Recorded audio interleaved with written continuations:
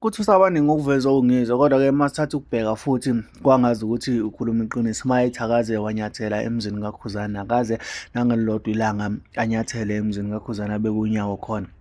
Mntana sekhaya ngiyakubingelela kuphi nakuphi la kufuneka khona lo mbuzo njengoba ngicela ukuthi wenze sure ukuthi uyasubscribe, uyalayikha ukuze njalo uma sikufolo amavidiyo kube wena oqala uthole notification. Bese uyalinda ividiyo iziphele ubese uyakhomenta. Kanti-ke ungezwe uveze nokuthi uKhuzani uyalazi iqiniso ukuthi umuzi wakhe wakheka kanjani. Kodwa-ke njengoba angakaze anyathele khona, ubeveza ukuthi unombango noma-ke kunento engakanani afake a-investe kuyona kule mpi yakhe nomthandeni.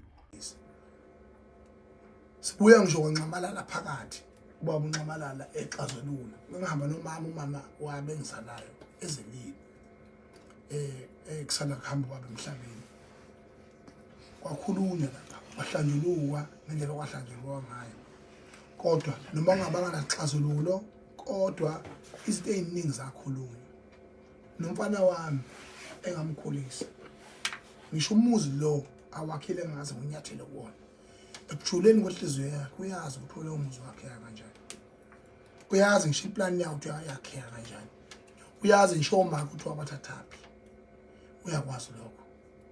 Kodwa ke mina angikhalele kubonga nani ukuthi iqiniso ngiyalenza phela komhlaba bese kuba abantu ke abangihlamukayo benze ngendlela abafisa ngayo kulungile-ke anginankinga nalokho ziyakhala manje. Ukolekile-ke ukuthi mina ngizonitshela nje iqiniso lonke ukuthi uma ngicabanga ukuthi nina nizolwisana nezingoma zomahuphe bese nomthandeni bese nilwisana nazo hambe nithenga abantu into emnandi uNkulunkulu omuhle uKhozi FM nama commercial radio stations kanye nama commercial platforms of media, majority of them they are captured.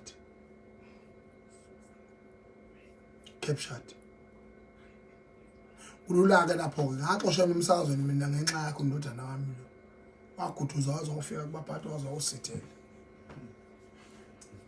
ngaxoshwa mina ngagcina ngixoshiwe wangifisela ububi ekuthenini mina noma sengithi ngenza isimo sami uyasazi isimo sami wathi abantu abaye kwenye indawo sikhona sokuthi bese la ngikhona mina konke lokho ngakukhuluma ngokwedlulisa.